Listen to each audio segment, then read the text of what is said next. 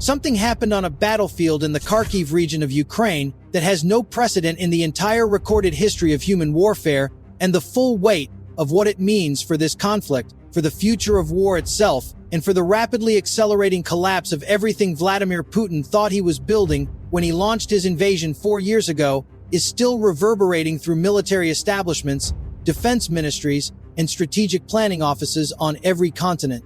A fortified Russian position was captured. The soldiers inside came out, raised their hands, and surrendered. They laid down their weapons and accepted the reality of their defeat in the most complete and final way that a soldier can. And not a single human being was standing in front of them when they did it. No Ukrainian soldier, no Ukrainian commando, no human presence of any kind. What brought those Russian soldiers out of their bunker with their hands in the air was not a person. It was machines.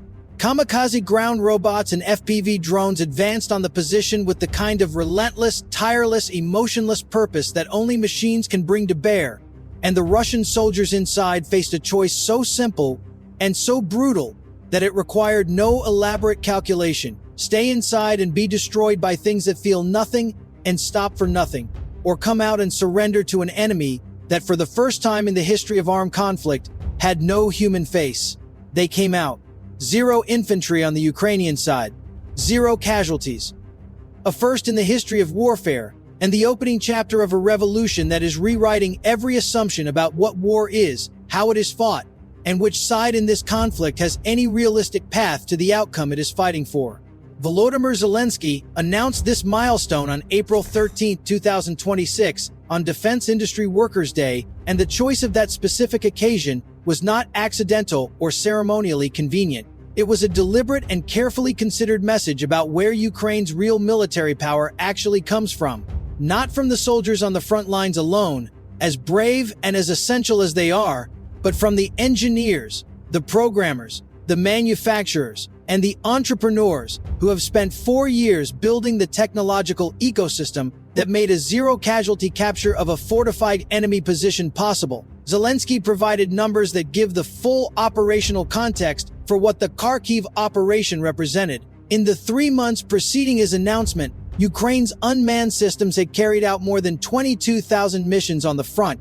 Ground robotic systems including the Radel, Termit, Ardel, RIS, Protector, and Volia had entered the most dangerous combat zones thousands of times, going where soldiers would otherwise have been sent and absorbing the risk that would otherwise have fallen on human beings.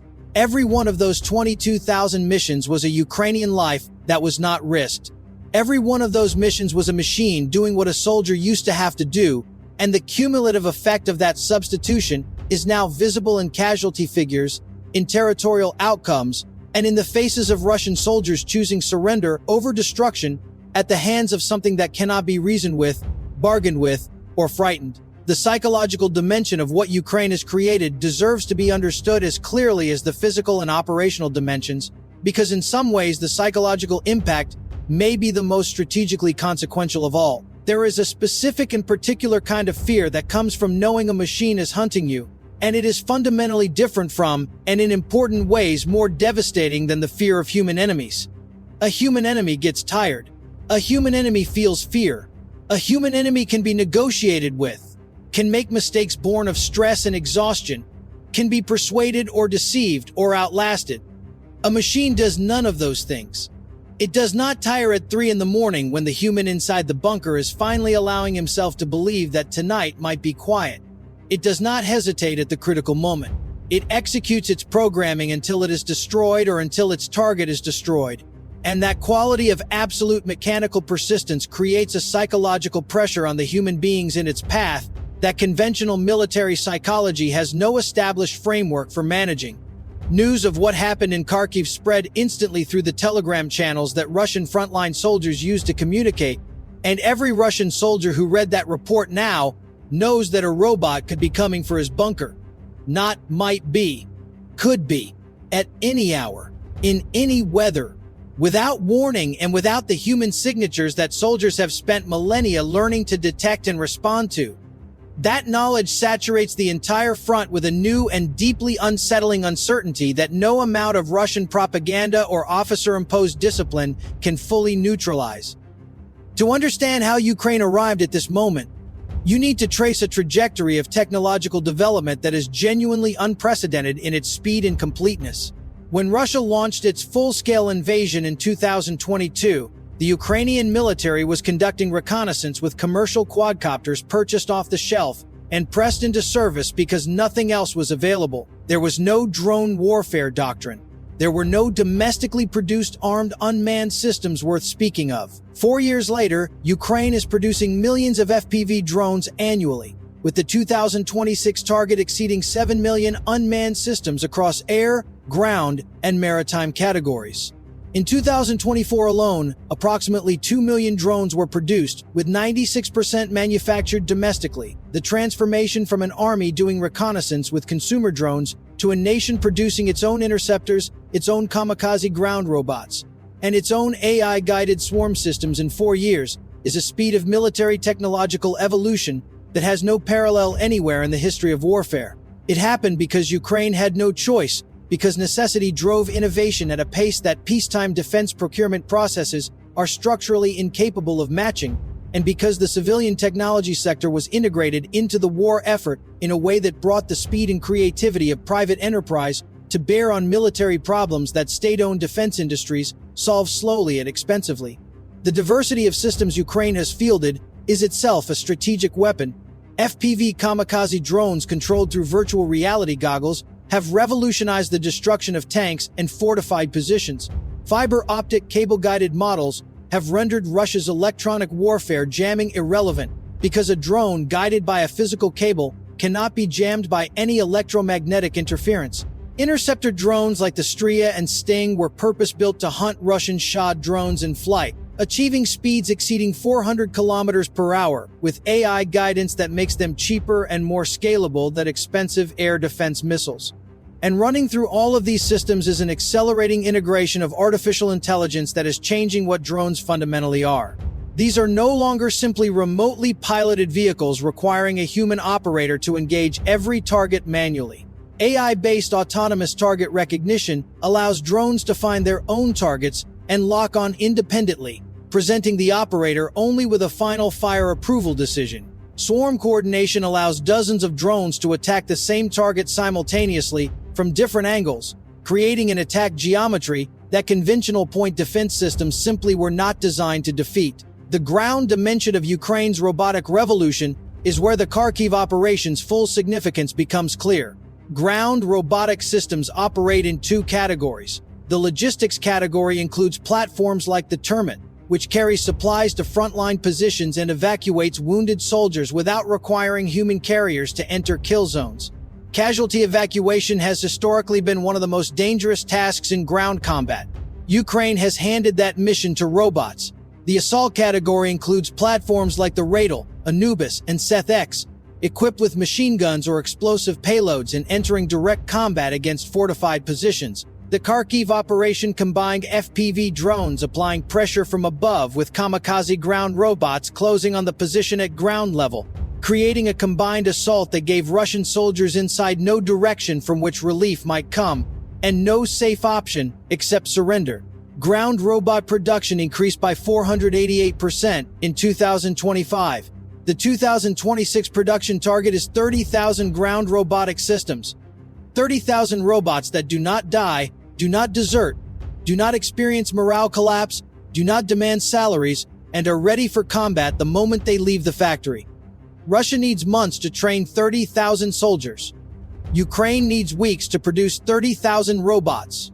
That asymmetry is not just tactical, it is existential for Russia's entire strategic position. Germany's decision to become a formal partner in Ukraine's drone revolution extends this story far beyond any bilateral relationship and signals something fundamental about where European defense is heading.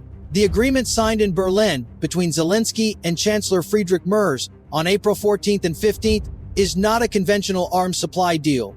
It is a joint production partnership covering 7 specific systems, including the Linzer 3, Zero quadcopter, the Termit ground robot, the Babkar reconnaissance drone, the Anubis and Seth-X strike platforms, the Calibri FPV kamikaze, and the Stria interceptor. At least 10,000 units of the Linzer alone are scheduled for production in Germany in 2026. The financial package runs to approximately 4 billion euros. Through the Airlogics joint venture, autonomous strike drones will be mass-produced on German soil, representing a fundamental shift from supply to co-production. Mer's public statement was not diplomatic courtesy. His declaration that there is no defense industry as innovative as Ukraine's was an open admission that the technology Ukraine developed under extreme operational pressure is more advanced and more battle-proven than anything Germany's own defense industry has produced through peacetime procurement. Germany is building the future of its own military doctrine in partnership with the country that wrote that doctrine on the battlefields of eastern Ukraine, and the rest of Europe is watching and drawing identical conclusions. The economic logic underlying all of this is where Russia's position becomes genuinely unsustainable.